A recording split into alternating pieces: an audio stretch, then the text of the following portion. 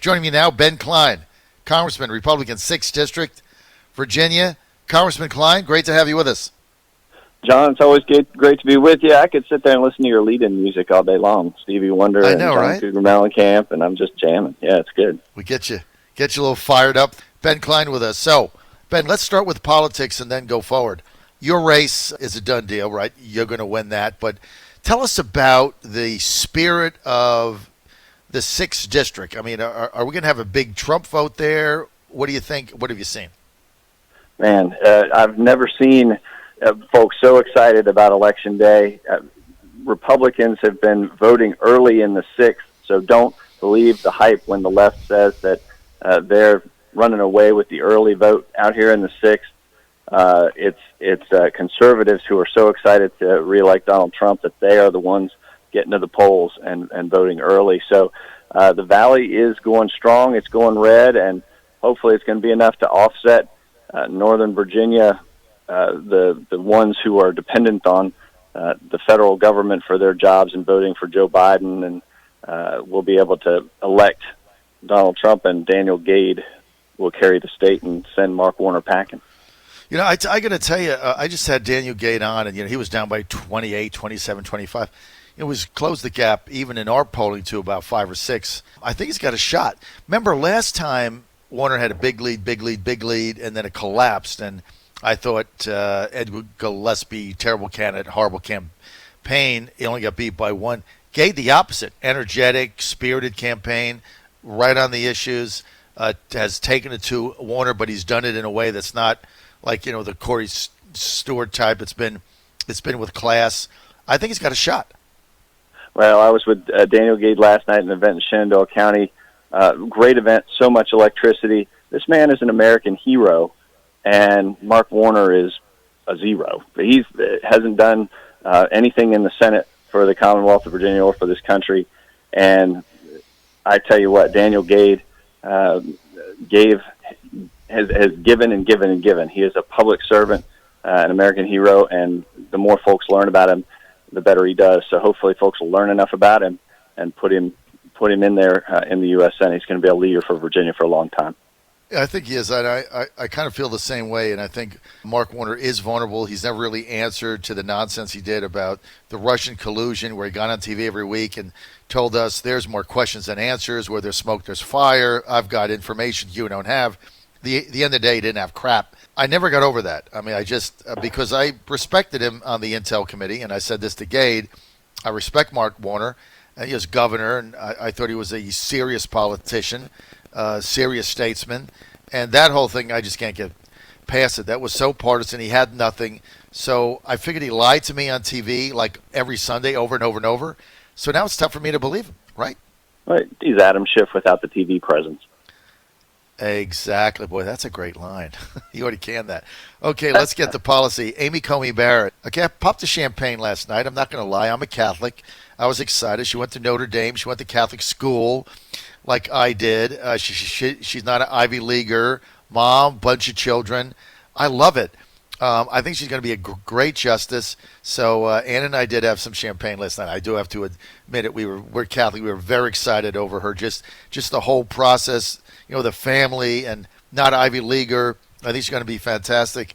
But The Democrats, gloom and doom. You would think it's the end of the world. They are coming unglued, and I think part of that has to do with the fact that she is so appealing to the average American family, where you have the first Supreme Court justice with school-age kids. We taped the process last night. We watched it this morning as my kids were getting ready for school, and they got to see somebody who's a mom, who's about the same age as my wife, who has kids, who goes through the same things, getting her kids ready for school that we go through, and to watch this great pro-life conservative woman take her place on the court means that there's a place for my daughters and for others growing up who believe in the Constitution, who believe in the values of this country. It's great. It's fantastic, and I think that she is just going to be a super justice, and I can't wait until today where she raises her hand and she's actually officially sworn in. I got to hand it to Mitch McConnell. I've not been a fan of his, Ben Cline, as you know, for a long time. And as an America First guy, he's part of the Republican establishment that in our mind we defeated, try to pull up by its roots. But he's going to go down in history as probably the most effective Senate Majority Leader ever, as far as I'm concerned, with what he's done with these judges and these 3 Supreme Court justices. And don't forget, he didn't go forward with Merrick Garland either. So, his imprint on the justice system in the United States, not only with his Supreme Court, Ben, but he's shepherded through like 250 lower court judges. It's amazing what he's been able to do. His impact on the court will be so long-lasting, and he's soft-spoken, but the fact that he can cause liberals like Chuck Schumer and AOC and Elizabeth Warren to just melt into sputtering puddles of rage is just is also a bonus there, where you can just watch them. He drives them crazy, just like Trump drives them crazy, because they're effective, because they get things done. They get done what they say they're going to do. Donald Trump promised to put conservatives on the court. He did it. He's promised to build greater peace in the Middle East, and just agreement after agreement you see happening even now with Sudan, recognizing Israel. It's a great accomplishment. And around the world, he promised to strengthen our border. He's done that. He promised to cut taxes, drain the swamp. He's done that. And it just drives Democrats crazy that he and Mitch McConnell are doing what they said they were going to do. We've had you on for a month talking about the new COVID relief. And last week when you were on, you said basically Nancy Pelosi isn't going to do it because it's all politics for her. It's about power, not people. Now, here we are 7 days before the election. We still have no bill. The Republicans have anteed up $1.8 trillion. Her bill's $2.2 trillion. There's a $400 billion difference. Who cares? Why don't they just make a deal? What is the problem? The problem is Nancy Pelosi is a political animal first and foremost. She doesn't care about the American people. She cares about maintaining political power. And it's the political power play for her to not have an agreement now. She sees the possibility of a Democratic White House and a Democratic Senate, and $3 or $4 trillion going to bankrupt Democrat states that she owes. She owes Gavin out in California. That's her state. So he's on the phone with her, no doubt, saying, you need to bail us out because we've been running in the red for decades, and has nothing to do with COVID, but help us out.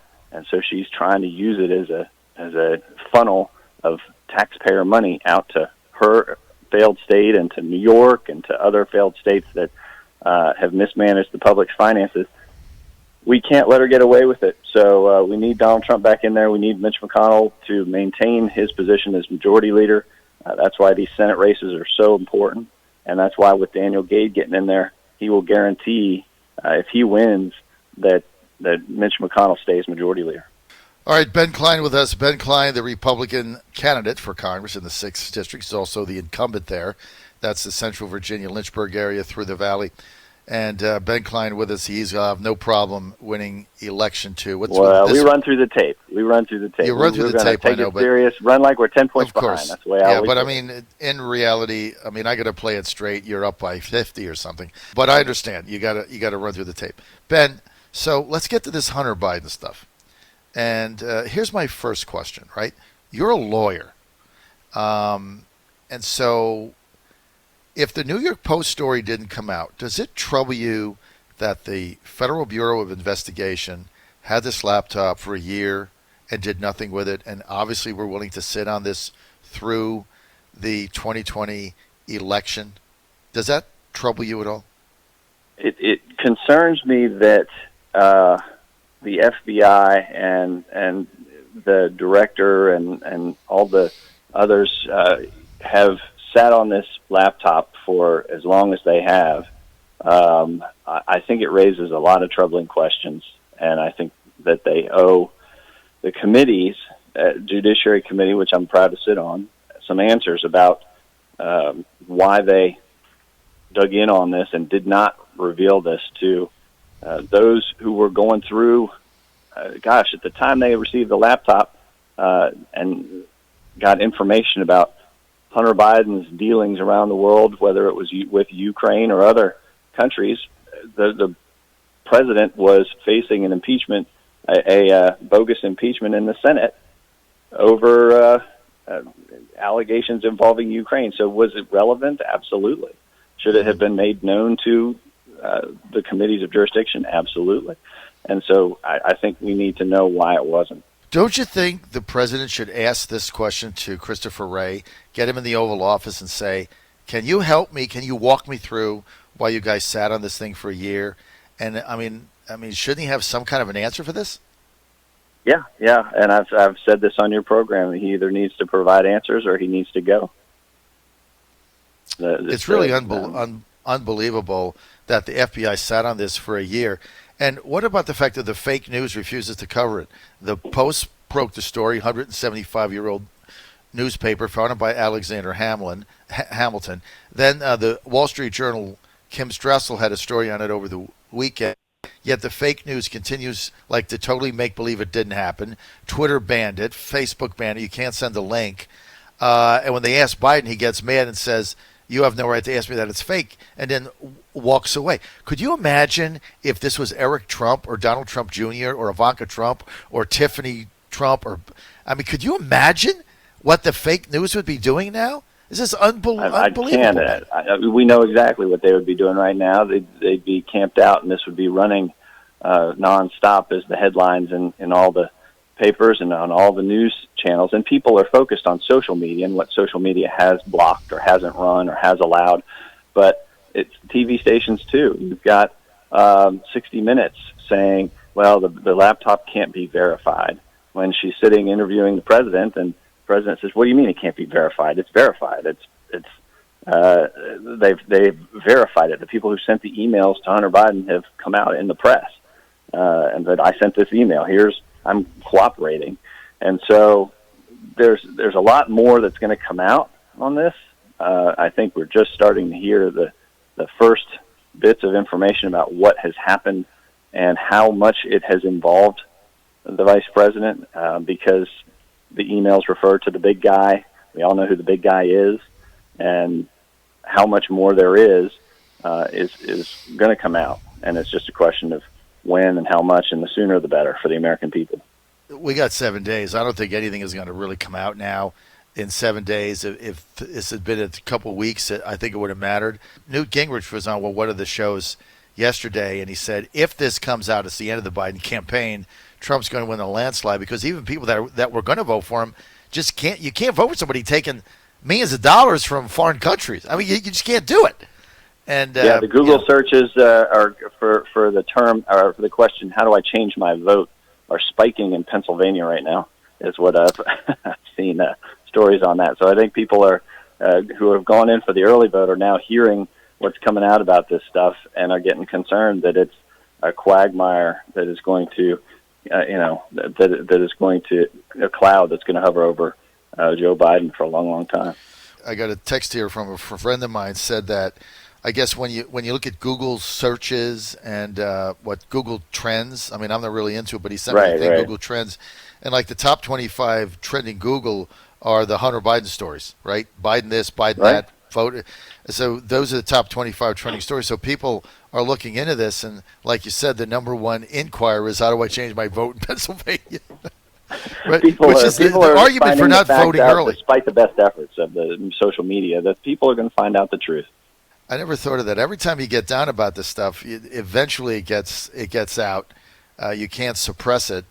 It's going to be radio shows like yours are helping to highlight the facts and bring out the truth. And so appreciate you doing what you're doing. Look, we haven't been hyper-partisan on this, nor have we been emotional over it or done any of the bomb throwing.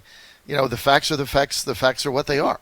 Either the computer is real or it's not. Either the texts are real or they're not. Either the emails are real or they're not. And it appears from everything we've seen, this laptop and the hard drive and all this stuff is Hunter Biden's. It's real.